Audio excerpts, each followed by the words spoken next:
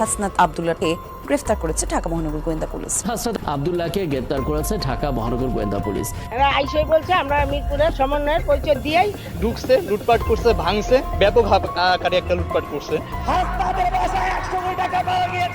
এবার সমন্বয়ক হাসনাত আব্দুল্লাহর বাড়িতে তল্লাশি চালিয়ে নগদ 15 কোটি টাকা ও 83 ভরি স্বর্ণ উদ্ধার করলো সেনাবাহিনী। এবার হাসনাত আব্দুল্লাহর বাড়িতে 100 কোটি টাকা এবং 8 কেজি স্বর্ণ পাওয়া গিয়েছে। এবার হাতে নাতে গ্রেপ্তার হয়েছেন হাসনাত আব্দুল্লাহ। অভিযানে যেভাবে তিনি ধরা পড়েছেন এবং দুর্নীতির ভয়ঙ্কর তথ্যগুলো সামনে এসেছে, এই ভিডিওটি দেখলেই বুঝতে পারবেন কি হচ্ছে। সারা দেশে তুলপাড়, জনগণ কি ভাবছে এবং তার কোথায় কোথায় দুর্নীতি সবগুলাই ফাঁস করে দিয়েছে। এবার এনসিপির ভয়াবহ তথ্য সামনে এসেছে। না টেনে এই ভিডিওটি শেষ পর্যন্ত দেখতে থাকুন। নাহিদের বাবা সম্বন্ধে আপনাদের ধারণা আছে, নাহিদ সম্বন্ধে ধারণা আছে, আমাদের আছে। কোথায় কি পরিমাণ তারা কি চাঁদাবাজি করেছে আমরা দেখেছি। এগুলি জুলাই যোদ্ধাদের ইতিহাস হওয়া উচিত ছিল না। তাদের উচিত ছিল দেশটাকে ভালোবেসে ধৈর্য ধরা, অপেক্ষা করা। আমাদের চেয়ে জনপ্রিয় তারা হয়তো হয়ে যেতে পারতেন। জুলাই যুদ্ধ আমার ছেলে করেছেন, তো আমার ছেলে কেন ক্ষমতার জন্য যায়নি, টাকার জন্য যায়নি? আমার ছেলে কেন এনসিপিতে যোগ দেয়নি বলেন তো? তোমরা ঠাস করে সরকারে চলে গেলা, কারণটা কি? সরকারে কি আমাদেরকে অফার দেওয়া হয়নি? আমরা জানি কেন? তোমরা সরকারে না যাইতা, দলে যখন করবা সরকারে না গিয়েই করতে পারতা, তো সরকারে গেলা কেন? সরকারেও যাইবা, এনসিপিও করবা, টাকাও কামাইবা, 400 কোটি টাকায় পিওনও পাইব। ফেসিবাদের পিওনের জায়গায় 400 কোটি, আপনারও থেকে 350 কোটি। পার্থক্যটা ফেসিবাদ আর আপনাদের মধ্যে পার্থক্যটা কোথায় বলেন? কোথায় পার্থক্য আছে? পার্থক্য এই নাহিদ নিয়ে আমি কি কথা বলবো? আজকে দেখেন ছাত্র জনতারে ব্যবহার করে তারা হাজার হাজার কোটি টাকা বাংলাদেশের বাইরে পাচার করছে। আমি নিষ্পাপ ছাত্র জনতাকে এটাই বলবো, আপনাদেরকে শুধুমাত্র ব্যবহার করে এই আওয়ামী লীগের মতো এই হাসনাত আব্দুল্লাহরাও এদেশের হাজার হাজার কোটি টাকা বাংলাদেশ থেকে পাচার করে দিচ্ছে। এই কয়দিনের মধ্যে এমন কি হইলো, তারা এক একজনে 8 কোটি 10 কোটি টাকার গাড়ি দিয়ে চলে, পাজারো গাড়ি দিয়ে চলে। আমি তো এটা বুঝি না যে আসলে এমন আলাদিনের কি চেরাকটা পাইলো, কয়দিনের ভিতরে তারা BMW প্রাডো গাড়ি দিয়ে চলে। হাসনাত আব্দুল্লাহ তারা মূলত ডাক দিছে, তারা ছাত্র জনতা তাদের পক্ষে কাজ করছে। সবাই ছিল আন্দোলনে, এখানে শুধু ছাত্র ছিল তা না, এখানে বিএনপি ছিল, জামাত ইসলাম ছিল, আমজনতা ছিল, অন্যান্য ছোট ছোট সংগঠন ছিল, ইসলামী আন্দোলন ছিল, সবাই ছিল। শুধু যে তারা ছাত্ররা দেশ স্বাধীন করছে এটা না, এখানে প্রত্যেকটা সাধারণ মানুষের অবদান আছে। ছাত্ররা দেশটাকে সংস্কার করছে ঠিক আছে, কিন্তু দেশ চালানোর মতো যোগ্যতা ছাত্রদের নাই। দলীয় সরকার, বড় সংগঠন যারা থাকবে এরাই দেশ চালাইবে, কিন্তু দেশ চালানোর মতো যোগ্যতা তাদের নাই। ছাত্ররা কি দেশ চালাইবে? এনসিপির মতো লোকের দেশ চালানোর যোগ্যতা নাই। তারা সংস্কার করছে, আমরা এটাকে মানি, কিন্তু তাদের উচিত অনতিবিলম্বে দেশে নির্বাচিত সরকার গঠন করে দেশ পরিচালনা করবে, এটাই আমরা চাই। তারা আমাদের কাছ থেকে ভালোবাসার স্থান পাবে। দেশ চালানোর যোগ্যতা রাখে সবসময় নির্বাচিত সরকার এবং দেশের বড় দল। দেশ সংস্কার করার পরে তারা এখন এক একজন এনসিপি বাইর করছে, কালকে বাইর করবে আরেকটা, তারপরে আরেক পরশুদিন আরেকটা। তারা মনে উন্নয়ন দেখতে পাই আর দুর্নীতি দেখতে পাইছি। আমাদের সব লুটে উঠে খাইতেছে, টাকা পয়সা এই যত সমন্বয়করা আছে সব নিয়ে বাইরে পাঠায়। তো মানে 1 বছরে তো আমরা অবস্থা খারাপ, চলতে পারে না, ভিত্তি পারে না, কাজ কাম হয় না, কিছুই না। কালকেও গাড়ি জমা উঠাইতে নেই, সিএনজি বাড়াইছি, জমা উঠাইতে নেই। সকালবেলা তোমার বাজার একটা হয় না। নাহিদ, সার্জিস, হাসনাত তারা স্টুডেন্ট ছিল, তারা লেখাপড়া করত, তারা আজকে শহীদ পরিবারকে পুঁজি করে, তারা আমাদেরকে পুঁজি করে, তারা আজকে হাজারো কোটি টাকার মালিক হয়েছে। এই সরকার যদি ক্ষমতা থাকে, ইনশাল্লাহ শহীদ পরিবার, আহত যোদ্ধা এবং সারা বাংলাদেশের মানুষ, আমার বিশ্বাস সবাই ভালো থাকবে। একটি কথাই আছে, কি যাতনা বিষে বুঝিবে সে কিসে, কবু আসি বিষে দংশিনী যারে। আমাদের কষ্ট অন্য যারা আছে কেউ বুঝবে না। দেখেন ইন্টারিমের সময় নাহিদ, সার্জিস, হাসনাত তারা স্টুডেন্ট ছিল, তারা লেখাপড়া করত, তারা আজকে শহীদ পরিবারকে পুঁজি করে, তারা আমাদেরকে পুঁজি করে, তারা আজকে হাজারো কোটি টাকার মালিক হয়েছে।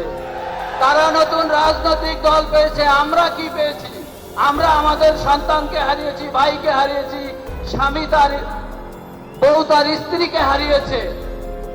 দেখেন আমরা, আমাদের চোখের পানি এখনো পড়ে, আমরা যতদিন বেঁচে আছি আমাদের চোখের পানি পড়বে। আমাদের কষ্ট বোঝার মতো ক্ষমতা আল্লাহ ছাড়া কারো নেই। সার্জিস আর হাসনাত এরা তো ভাই আওয়ামী লীগের দোসর। আগে হাসিনা আমরা কিছু কথা কইলি হাসিনার লোকেরা কমেন্টে গালি দিত, আমগো পুলিশে হাসিনার দোসর, পুলিশের আমগরে মারতো। এখন হাসিনা নাই, কিন্তু হাসিনার দোসর এই এনসিপি আরো কি আছে, সার্জিস মার্জিস এই আর যায়। ৭৭ চেতনা বিক্রি করতে একজন ঝাড়ু জুতা খাইয়ে এই দেশে গুনে বলাইছে। আবার এই জুলাই আগস্টের স্পিড যারা বিক্রি করে এক দফা হেরা নেতৃত্ব দিচ্ছে, এগুলো দিলে তারা দাবি করে। হাসনাত আব্দুল্লাহ, নাসির পাটোয়ারি, তারপর সার্জিস আলম, তারপর হচ্ছে নাহিদ, এরা হচ্ছে আমাদের জুলাইয়ের বিক্রেতা, এরা হচ্ছে জুলাইয়ের যোদ্ধা না, জুলাইয়ের কলঙ্ক। এরা হচ্ছে দেশ ও জাতির কলঙ্ক। এরা জুলাইকে নিয়ে ব্যবসা ব্যবসা করতেছে, এদের বিচার হওয়া উচিত। এরা দ্বিতীয় আওয়ামী লীগ। যে আপনার 52 ভাষা আন্দোলনে ক্ষতিগ্রস্ত কেউ কিছু বিনিময় চায় না, 71-এ চায় না, 90-তে চায় না, কেন আসে এই জুলাই আন্দোলনে তারা চায়। এবং ঠিকই খুনি হাসিনার মতো স্বাধীনতা যেরকম আপনার পুঁজি করেছিল, এরা কেন যেন 24-এর জুলাই পুঁজি করতে চায়, এর থেকে টাকা পয়সা ইনকাম করতে চায়, এরা ক্ষমতা চায়, এরা পদ পদবি চায়, এরা উপদেষ্টা চায়, মন্ত্রিত্ব চায়। এটাই হচ্ছে যে তারা যে লুবি। আপনারা 5 স্টার হোটেলে ইফতারি কোথায় করলেন, কে আপনাদের চাঁদা দিল, সেই বিবৃতি সেটা আপনারা বিবৃতিতে জানান নাই। আপনারা রূপায়ণটার মধ্যে 2টা বিল্ডিং ভাড়া করে কেমনে থাকতেছেন, আপনারা এই 8 মাসে আপনারা এটা জবাব দিতে পারেন নাই। আপনাদের শোডাউন করলেন কোত্থেকে গাড়িতে, এটার জবাব আপনারা বিবৃতি দিতে পারেন নাই। আপনারা কেন হাসনাত আব্দুল্লাহ হঠাৎ করে বললো আর্মি তাদেরকে ডাইকা নিয়ে বলছে আওয়ামী লীগের রাজনীতিতে আসতে দিতে হবে, তারপরে আপনারা এটার মধ্যে দিয়ে কিন্তু কোনো একটা দলগত অবস্থান আপনারা জানান নাই। আনফরচুনেটলি টকশো থেকে আপনি কথা কইলেন, এখন আপনার কথাটা কি আমরা শুনবো নাকি আপনার একটা পার্টির বিবৃতি আশা করবো?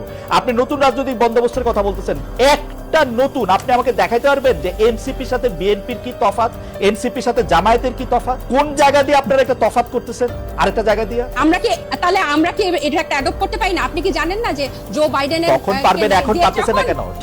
জনাব সার্জিস আলম আপনাদের একজন নেতা, উনি যে 155টা গাড়ি নিয়ে ওখানে গেছেন, তার আগে হান্নান মাসুদও গাড়ি নিয়ে গেছেন, সেটাতে চাঁদাবাজি করছেন, সেটা অনেকেই বলতেছেন। আপনারা কি এটা তদন্ত করছেন? আপনারা তো এটা বিবৃতি পর্যন্ত দেন না। একটা লোক 155টা গাড়ি নিয়ে শোডাউন করতেছে, পরে আবার ব্যাখ্যা দিচ্ছে যে এটা তার দাদার টাকা, বাবার টাকা। বিএনপি নাকি আওয়ামী লীগকে পুনর্বাসন করবে, বিএনপি নাকি আওয়ামী লীগকে নিয়ে আসতেছে।